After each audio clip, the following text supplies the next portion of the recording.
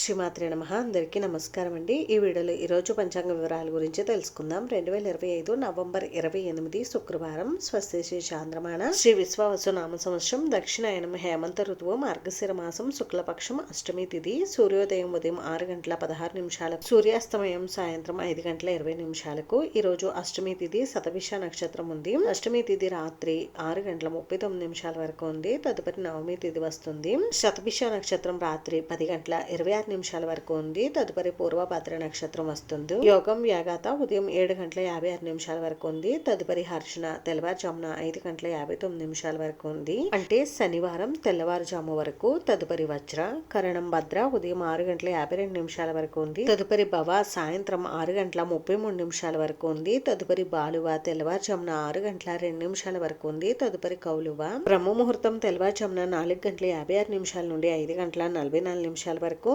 అభిజిత్ ముహూర్తం ఉదయం 11:41 నుండి 12:26 వరకు. అమృతకాలం మధ్యాహ్నం 3:08 నుండి 4:44 వరకు. ఈ రోజు శుభ సమయం అయితే లేదు.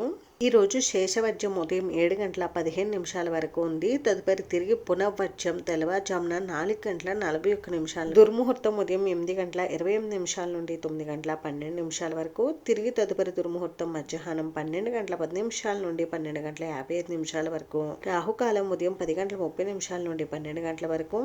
యమగండం మధ్యాహ్నం 2:49 నుండి 4:12 వరకు. గుళిక కాలం ఉదయం 7:55 నుండి 9:18 వరకు ఉంది. ఈ రోజు కాలభైరవ అష్టమి ఉంది. ఇంక ఈ రోజు మంచి రోజా కాదా అని అంటే ఈ రోజు మంచి రోజేనండి. ఈ రోజు వివాహానికి తప్ప మిగిలిన శుభకార్యాలన్నీ కూడా నిర్వహించుకోవడానికి అనుకూలంగా ఉంది.